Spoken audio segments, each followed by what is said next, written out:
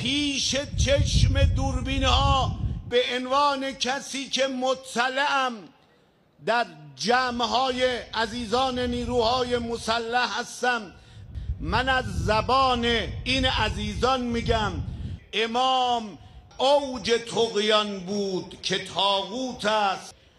امام چند تا فضولی کرد، فضولی هایی که در شأن آدمهای عیاش و کابارچی هست، اما جا دارد این فضولی ها رو در این جمع بگویم و از زبان شما محکوم کنم.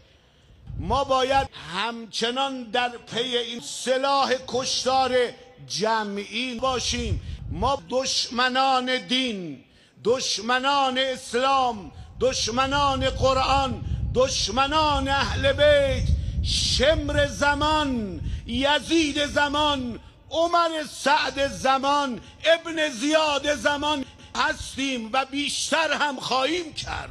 من را به چه روزی در آوردید؟ پی شادین